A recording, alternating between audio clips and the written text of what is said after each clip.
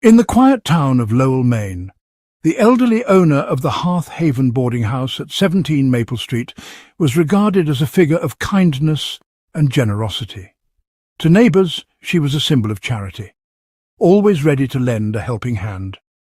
Yet, behind the welcoming facade of her quaint home lay a reality far more unsettling. Beneath the flower-beds of her well-tended courtyard, authorities would soon uncover disturbing secrets, connected to individuals she had once promised to shelter and support.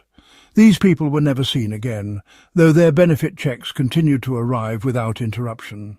On May 15th, 2020, a grey, chilly morning even by Maine standards, Maple Street, usually calm and uneventful, was interrupted by the roar of heavy machinery. At 6 a.m, a bulldozer was at work behind the Hearth Haven boarding house, known locally as a haven for those struggling to get by, the unhoused, the elderly, and those dealing with personal hardships. Painted a soft green with crisp white shutters, the house had always seemed like an oasis of goodwill in the community. Its elderly owner was widely respected for her apparent compassion. But on this day, the boarding house's reputation would be changed forever. At 6:25 a.m, Lowell County Sheriff Michael Graves arrived after being contacted by a construction supervisor working on a trench for new water mains. When a shovel dug into the earth, the workers made an alarming discovery: what appeared to be a human hand protruding from the soil. Forensic specialists were quickly called in, and the remains were formally documented. They were later identified as belonging to a man around 57 years old, James Martin, who until recently had been a resident of the boarding house. When exactly James had disappeared, no one, including the owner, could say for certain. The cause of his passing was unclear at that time, but one fact stood out. His resting place was the very ground behind the property where he had once lived.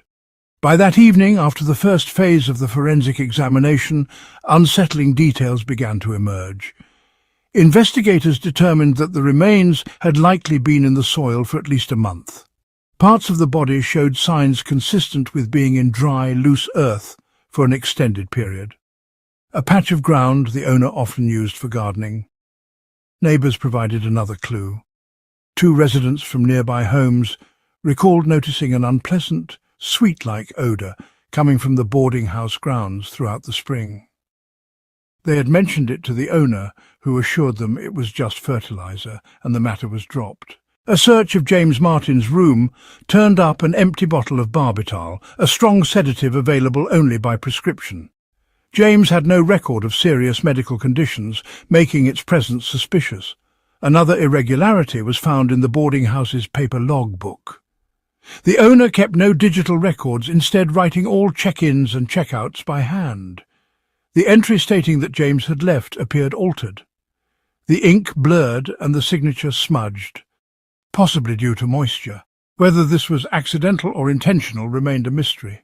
Rumours began to ripple through the town, and the once friendly atmosphere around the boarding house gave way to speculation and mistrust. One of the first individuals to draw police attention was a neighbour, Robert Cran, a man in his 60s who had been in a long-standing dispute with the owner. The disagreement centred on a piece of land next to the house, which Cran hoped to turn into parking space for his auto repair business. Locals knew the conflict had been ongoing for over a year, though until then it had been seen as little more than a property disagreement. Another person of interest emerged: Neil Boston, the boarding house nurse in his early 30s. Boston had access to all of the facility's medications and, according to co-workers, had recently expressed frustration over late wages. In a small town where news travelled fast, it soon became known that he was facing significant financial difficulties and mounting debt. These details prompted investigators to begin a deeper review of his personal and professional history. The case took another unexpected turn when, that same evening, Robert Cran came forward of his own accord. He agreed to speak with a local newspaper. In the interview, he claimed that he had often seen Nurse Boston place syringes in his pockets and, on occasion, appear to add something to residents' meals. The suggestion was unsettling, especially given that the boarding house cared for individuals who were vulnerable and dependent on others. Cran's account spread rapidly through Lowell, stirring unease among locals. Still, investigators could not take the neighbour's statements at face value. His ongoing dispute with the boarding house's owner gave him a clear motive for bias. Even so, the police were obliged to follow up and verify the claims. That night, the situation shifted dramatically. During continued excavation only a few metres from the initial site, forensic experts uncovered another find, a tibia belonging to a second individual. This time, the remains were buried at a much greater depth, indicating the event had occurred well before James Martin's case. The area was immediately secured, and work halted until a court order could authorise further digging. No one could now say how many more secrets might lie hidden beneath the neat gardens of the Hearthaven boarding house. As hours passed, the entire town waited anxiously, realising that quiet Maple Street would never return to the way it had been. Why, though, was Cran so determined to target Neil Boston? Sheriff Michael Graves again found himself sitting across from the auto repair shop owner. The office carried the lingering scent of machine oil and gasoline, with stacks of tools and work clothes in the background. Cran's hands clenched and unclenched repeatedly, his nerves showing. He was no stranger to police questioning, but this time felt different. In the previous 2 days, his claims about Boston secretly adding substances to food had been completely disproven. Forensic analysis revealed that the syringes Cran claimed to have seen were nothing more than disposable pastry bags from the boarding house kitchen. The false lead now put more attention on Cran himself, as detectives began to question his persistence in accusing a staff member without proof.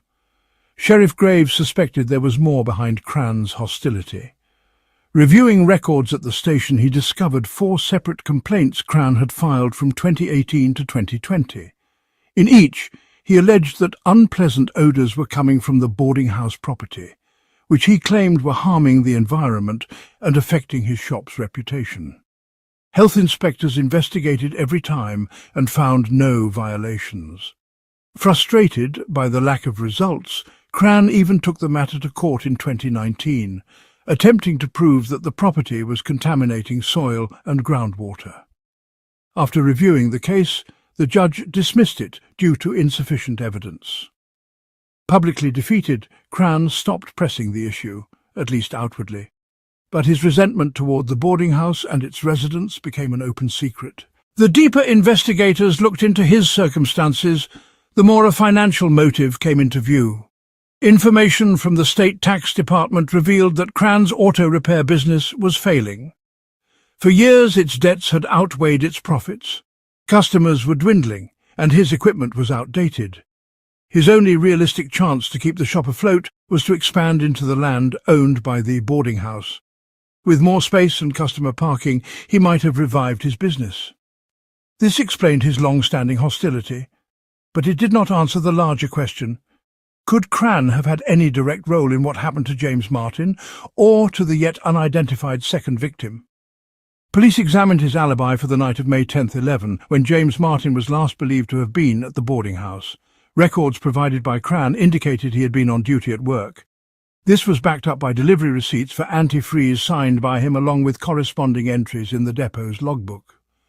A depot employee interviewed under formal questioning confirmed the same. The boarding house confirmed Cran's statement, assuring investigators that he had, in fact, spent the entire night at his work site.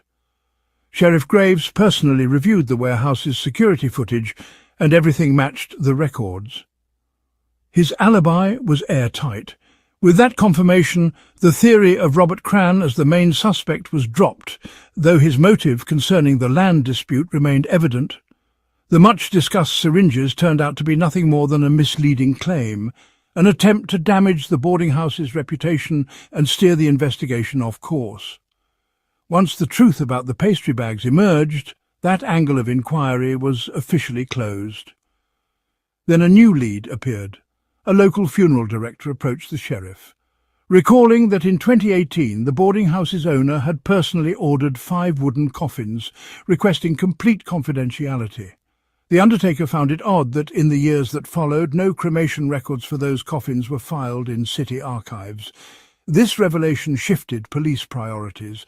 They now had to determine exactly which former residents of Hearthaven had genuinely left, and which might have simply vanished. With Cran temporarily out of focus, investigators turned their attention fully to reconstructing an accurate registry of past boarders. Meanwhile, the late James Martin's monthly pension continued to arrive even after his disappearance. At his desk, Graves reviewed documents from the county pension office, noting the same figure on each page: $780 per month. That was the amount James, aged 57, had been receiving, and his social security number remained active. Graves sent an official request to the bank where James's account was held. Within hours, the answer came back. The deposits arrived without interruption, and every month, without fail, the money was withdrawn in person, never through an ATM. That same day, armed with a search warrant, investigators examined the paperwork kept in the owner's desk. One document in particular drew their attention: a power of attorney authorizing cash withdrawals in James Martin's name, dated March 12th of the same year. The signature was shaky, suggesting the signer was unwell or under stress. When asked, the owner responded evenly, claiming that James had asked her to handle the withdrawals because walking to the bank was difficult for him and the funds were needed for medicine. However, a closer look at other papers raised doubts. A medical bill from March totaled only $12, and no other receipts for treatment or prescriptions were found. To identify who had been making the withdrawals, they questioned the bank teller. She recalled clearly that each month at precisely 10 a.m., the same elderly woman would appear, wearing a wide-brimmed hat that shaded most of her face. The visitor was always polite, thanked her, and left quickly. It sounded reasonable until police reviewed store receipts. They confirmed that food for the boarding house was indeed purchased regularly, but the payments had always been made by credit card, not in cash. It was a completely different card issued in the owner's name, not James Martin's. None of the transactions in James's account matched the purchases she claimed. At this point, the boarding house nurse Neil Boston unexpectedly told investigators that he, too, had withdrawn funds from James's account, supposedly for groceries and household necessities. But when his version was checked, the results were clear.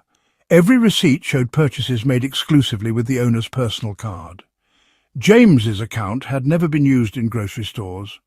When Detective Graves showed the bank teller a photo of the boarding house owner for a formal identification, she responded without hesitation. She recognized the woman's eyes and posture immediately. Investigators began to suspect that James Martin's case might be only one part of a much larger pattern. They requested a complete record from the bank and county clerk of all powers of attorney issued by boarding house residents over the past 5 years. Then an unusual report came in on the morning of May 20th. John Andrews, a farmer who owned the property at 15 Maple Street, contacted Sheriff Graves about something odd at the boarding house. When Graves arrived, Andrews silently led him to the backyard, stopping at a wooden fence. Beyond it ran a narrow drainage ditch dividing his land from the boarding house's garden. At the bottom, a cloudy yellow liquid trickled slowly, carrying a faint but unpleasant odour. Even from a distance, the grass along the ditch was discoloured and dying. Graves inspected the ditch and collected samples of the liquid. Within hours, the county lab returned its findings. The yellow substance contained traces of phenobarbital, the same strong sedative found earlier in James Martin's room, and sodium nitrate, a preservative known to slow natural decay. The results raised urgent new questions, prompting Graves to return to the boarding house immediately with forensic staff. In the garden near the fence, Graves found several unmarked plastic barrels containing the same yellow liquid. When asked about their contents, the owner answered promptly, "It's my own fertilizer recipe. I've been making it for years. It's great for roses and other plants. There's nothing wrong with it." When pressed on why the substance was seeping beyond her property, she merely shrugged and said she hadn't noticed the leak. Neil Boston, the boarding house nurse, it was a completely different card, issued personally to the boarding house owner, not James Martin. The financial transactions tied to her account didn't match a single purchase James was known to have made. That's when the nurse, Neil Boston, suddenly came forward with an odd claim. He admitted he had withdrawn money from James's card, but only, he said, to buy groceries and essentials for the residents. It sounded plausible, until police checked. Every store receipt matched the owner's personal card, not James's. His card had never been used in grocery stores. The story Boston told was already falling apart, and investigators began to suspect it was nothing more than a deliberate distraction. Detective Graves decided to press forward. Yes, that's her. I recognized her eyes and the way she holds her head. But a single witness wasn't enough to bring formal charges. Graves knew James Martin might only be one victim in a much larger, long-running operation. He ordered a deep dive into all legal powers of attorney signed by boarding house residents over the last 5 years. Then came a new lead. On the morning of May 20th, John Andrews, a quiet farmer in his 60s and owner of 15 Maple Street, called Sheriff Graves. He was visibly uneasy, insisting they meet in person. In his backyard, Andrews pointed to a narrow drainage ditch that marked the property line with the boarding house.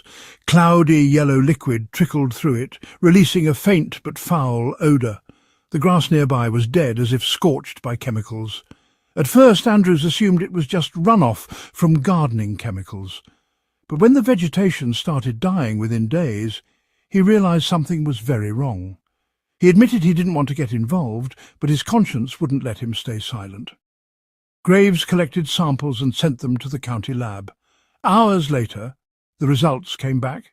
Phenobarbital, a strong sedative already found in James Martin's room, and sodium nitrate, a preservative that can also slow decomposition.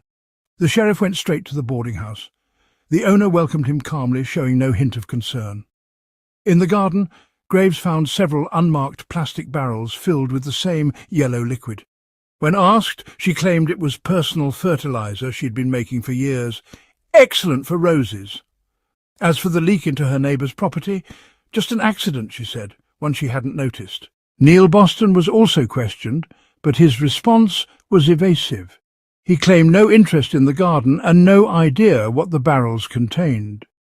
For a brief moment, police considered whether Boston could have been disposing of chemicals from cleaning medical instruments, but the theory collapsed quickly.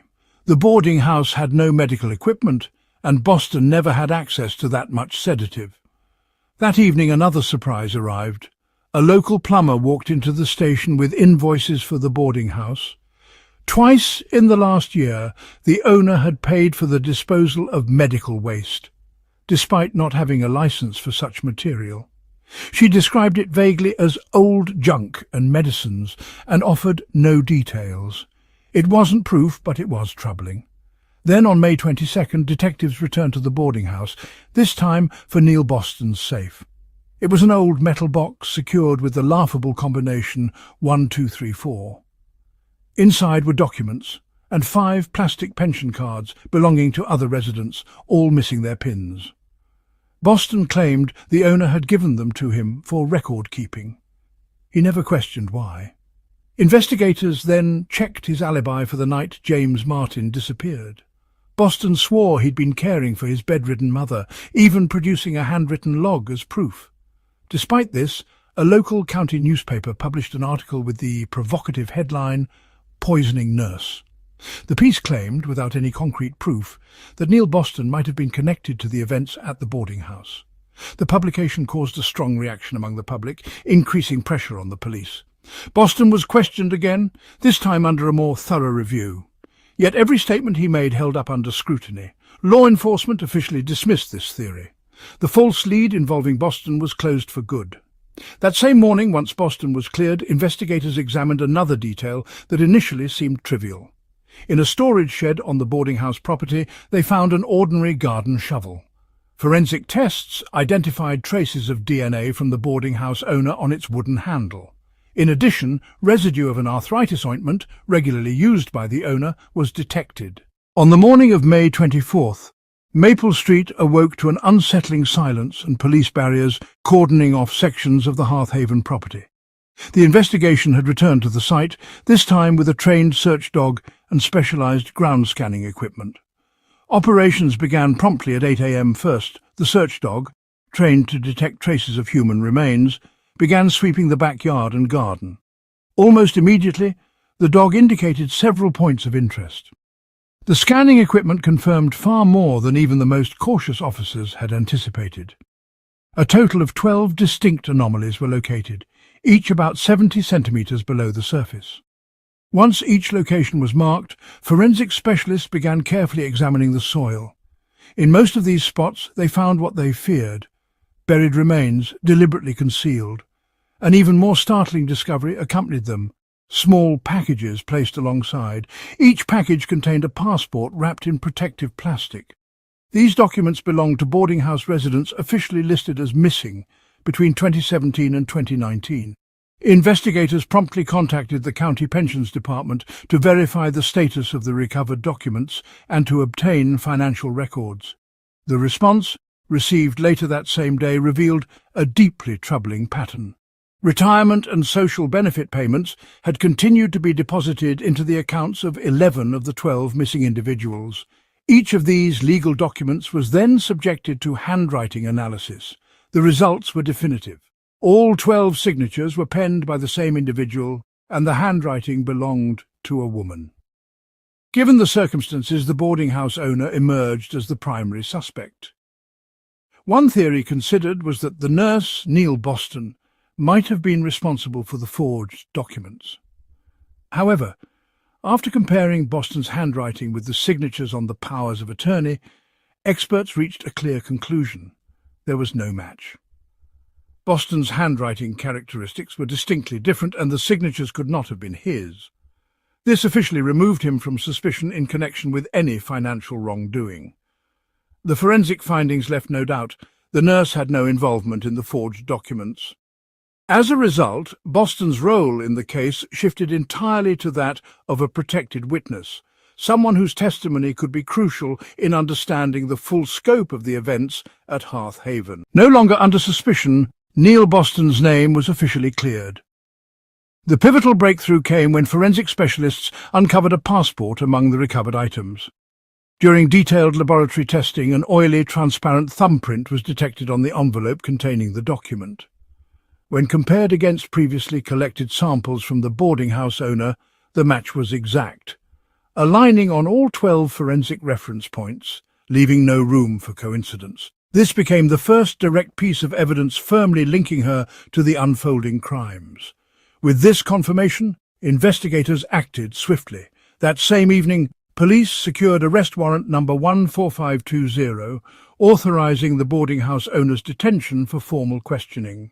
At the same time, authorities seized all financial records, accounting ledgers, legal authorizations, and receipts that could reveal the scope and structure of the illicit operations. The search and confiscation were conducted in the presence of independent witnesses. Despite the owner's insistence that these documents represented routine financial dealings, investigators were now convinced she was at the center of a scheme to misappropriate pensions and social benefits. The investigation's mission shifted. It was no longer just about proving her role in the financial fraud, but also determining the true number of residents who had perished under her care. The scope of wrongdoing was proving to be far broader than initially imagined. As the inquiry entered its critical stage, attention turned to a troubling question. Why had the boarding house's longtime family doctor been prescribing strong medications for individuals who, as investigators had already confirmed, were no longer alive?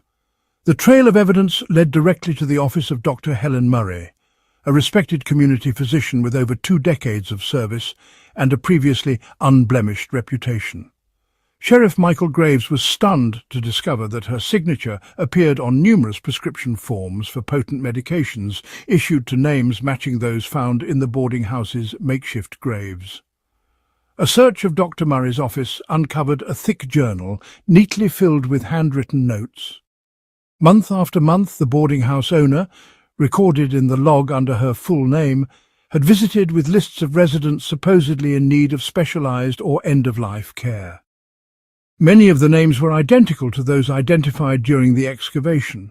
Forensic review of the prescriptions revealed dosage levels that in several cases exceeded standard medical guidelines, in some instances nearly doubling the recommended limits. This only deepened investigative concerns. Technically, however, the prescriptions themselves contained no procedural errors. They were formally completed, and the patient's signatures matched the identification shown at the time. When questioned, Dr. Murray stated that she had genuinely believed these medications were solely for easing the suffering of severely ill patients. She claimed she had personally verified each signature against the passports provided to her during visits, passports that the boarding house owner always supplied. But when investigators asked to see those documents, it emerged that the doctor had only ever been shown photocopies lacking watermarks or other security features. It now appeared likely that Dr. Murray had been misled with forged identification. Investigators initially considered whether the doctor might have been complicit, gaining financially from the arrangement. A full audit of her bank records, property holdings and assets was conducted. The results showed no irregular deposits, hidden income or unexplained wealth. Dr. Murray lived simply, and her finances were completely transparent and lawful.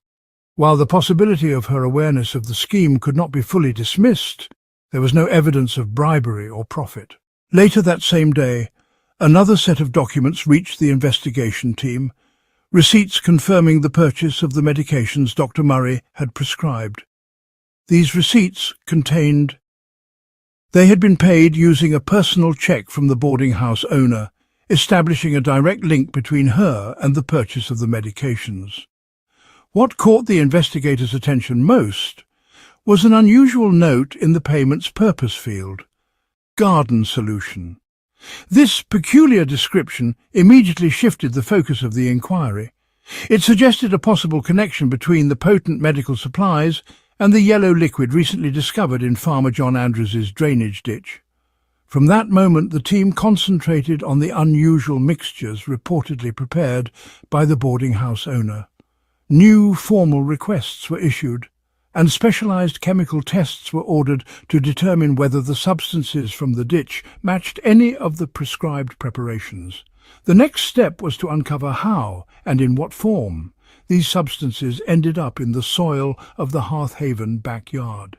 Establishing this connection was crucial to understanding the full scope of the scheme. Although Dr. Helen Murray was still considered only a witness at this stage, her position had become increasingly entangled in a troubling situation that threatened to expose the entire mechanism behind the case. Her role remained uncertain, but both she and the investigators understood that moving forward would be challenging. What began as an investigation into financial misconduct now revealed the outlines of a calculated and deeply unethical operation, one in which vulnerable lives had been reduced to tools for generating income. The final question was just how far the boarding house owner, Marianne Hughes, had taken her methods. As evidence pointed toward her personally moving items to the backyard, the case moved rapidly toward its final stages.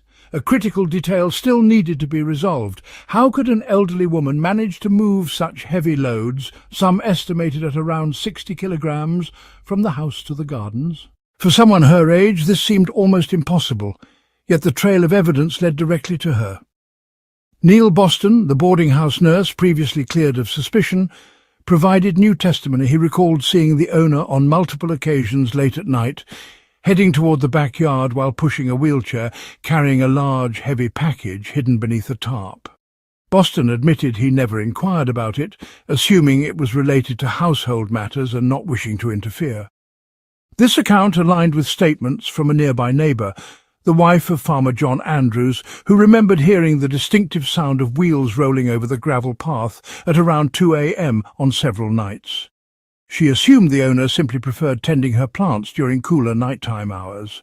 Investigators carefully studied the property, focusing on the path between the house's rear entrance and the garden. It measured exactly 18 metres with a slight 3-degree slope.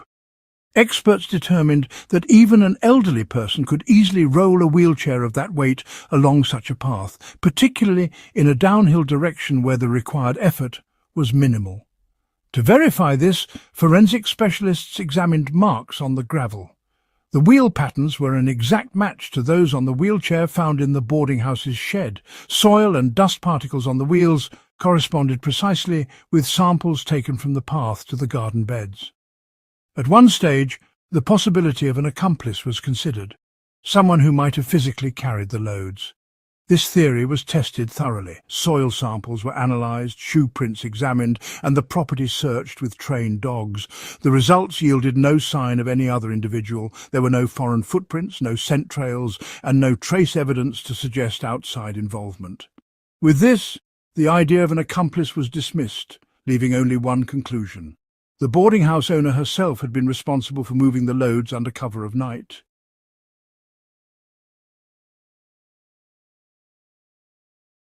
The evidence indicated that the owner had managed entirely on her own, relying solely on her wheelchair and the natural slope of the land to move objects without assistance. Yet, during a deeper search of the shed, investigators uncovered something even more significant. An official invoice from a local agricultural supplier for the delivery of 100 pounds of sodium nitrate. This is a potent chemical widely used in farming as a fertilizer or compost enhancer. The receipt, paid for directly by Mary Ann Hughes, showed that she purchased the substance regularly and in large amounts. This immediately connected to a prior finding. Traces of sodium nitrate had been identified in the unusual liquid flowing into the drainage ditch on Andrews's property. With this discovery, investigators had a clear basis to order new soil tests in the garden behind the boarding house. The experts' mission was to determine the exact concentration of sodium nitrate and other compounds, trace their origins and, most importantly, establish whether the so-called garden solution could have played a role in a deliberate disposal process. Mary Ann Hughes, who had long appeared to be a harmless elderly woman, now seemed to have methodically organised a calculated and highly disturbing system. Each step forward in the investigation uncovered her secrets in sharper detail, revealing a detachment that unsettled even seasoned investigators. The inquiry was steadily approaching its conclusion. The police were confident that they only needed to connect a few more critical points to fully close this troubling case in Lowell's history and formally bring charges that could not be dismissed. One pressing question remained. Why had social services failed to notice the disappearance of multiple residents for such an extended period? As investigators dug deeper, it became apparent that the resident registration system at Hearth Haven boarding house was riddled with inaccuracies and oversight gaps. These flaws had seemingly worked to the benefit of its 68-year-old owner, allowing her to hide the absence of boarders for years. The investigative team requested records from the County Social Services Department detailing all inspections of the boarding house in recent years. These documents revealed puzzling irregularities. From 2016 onward, the reported number of residents was consistently 24, with no records of new arrivals or departures, despite the fact that multiple absences were now known to have occurred between 2017 and 2019. One report, dated March 10, 2019, drew particular attention. While it was signed by the assigned inspector, it contained none of the photographic documentation typically required.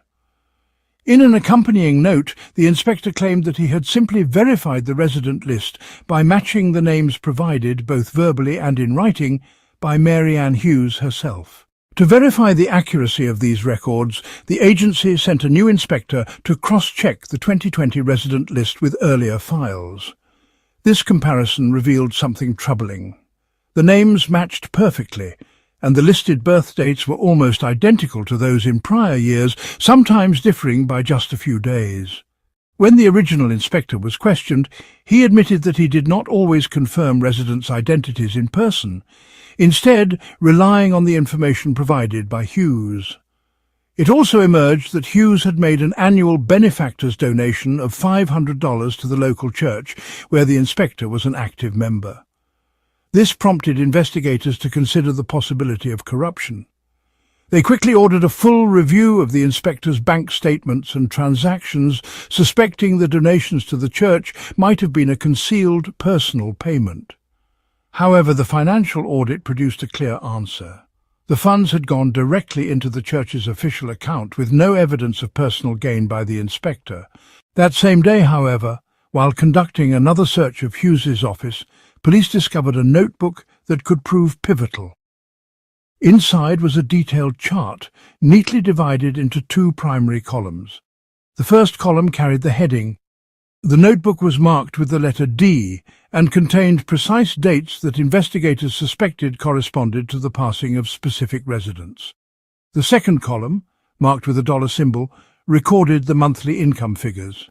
The final entry read, 1204, 13 feet, 9,870. For the investigative team, this was a pivotal moment. In their hands, they now held clear numbers and dates that appeared to connect financial gain with the loss of life. The notebook was immediately sent to handwriting specialists and forensic document analysts to confirm without question that the entries were in Mary Ann Hughes's handwriting. The case was moving quickly toward proving that she had not only been aware of these events, but had meticulously recorded them down to financial details. The long-standing mystery of how social services failed to notice the disappearances was also nearing resolution. A combination of poor oversight, unquestioning trust in the owner's reports and procedural gaps had allowed the situation to go unnoticed for nearly 5 years. By concealing the true number of residents and continuing to collect their benefits, Hughes had allegedly acted with both calculation and intent. Investigators knew they were now in the final phase, assembling the complete chain of evidence to ensure the charges would stand in court.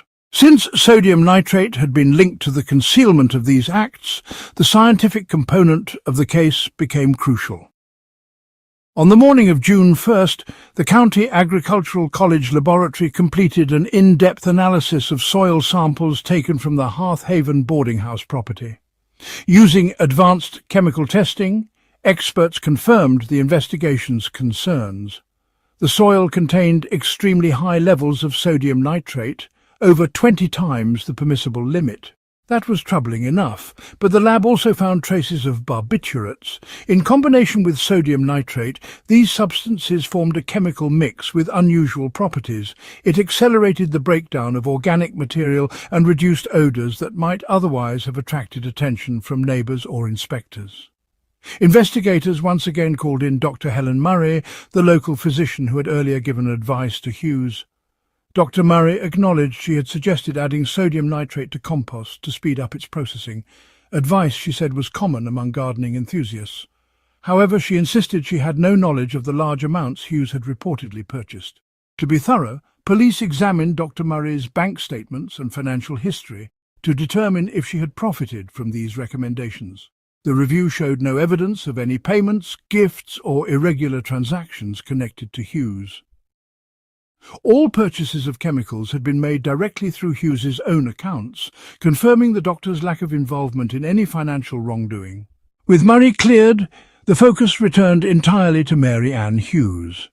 During a new interview, investigators presented her with the evidence: the lab's findings on nitrate levels, the chemical experts' conclusions, and her own receipts showing repeated purchases of the substances. This time she did not outright deny the facts, but refrained from admitting wrongdoing. She remained composed and stated in a measured tone that using nitrate in gardening was nothing unusual. Then, unexpectedly, she gave a faint, cool smile and said something that momentarily unsettled the room. "Don't waste time, the meter drips anyway." The peculiar remark was noted carefully in the official record. It was viewed as a subtle acknowledgement that she understood exactly what was being discussed, even if she avoided a direct confession. The final potential distraction, the theory involving Dr. Murray, was officially ruled out. All forensic reviews confirmed she had acted strictly within her professional role, without any improper connection to the boarding house situation. She was removed from the suspect list entirely. Still, Mary Ann's cryptic comment suggested a full awareness of the circumstances, and the investigators interpreted it as yet another piece in the chain of evidence against her. Every financial thread of the scheme was now visible. That final unsettling sentence convinced Sheriff Michael Graves beyond doubt. The woman before him not only understood the full impact of her actions, but regarded the fates of others with chilling detachment. That evening, Sheriff Graves personally went to the Hearth Haven boarding house and served Mary Ann Hughes with Arrest Warrant No. 156, 2020, formally charging her on suspicion of multiple serious offences and financial misconduct. Without resistance, Hughes was taken into custody and transported to the police station for official processing. From that moment, the investigation transitioned fully into the judicial phase. Forensic analyses, physical evidence and witness statements had been assembled into one coherent and formidable body of proof, ready to be laid before the court. The investigative team knew the legal proceedings ahead would be complex and demanding, but their confidence was unshaken. Hughes had no remaining avenue to avoid accountability. Her earlier cryptic remark about the accountant now carried a new weight. Just as she had kept meticulous records, the investigators had done the same, logging every finding, every document and every statement she had made. This time, the clock was running against her. What began as a puzzling inquiry into a single disappearance had evolved into the most significant criminal case the quiet town of Lowell had seen in decades. And with it, the small boarding house on Maple Street would forever be remembered, not for the care it promised, but for the darkness it concealed.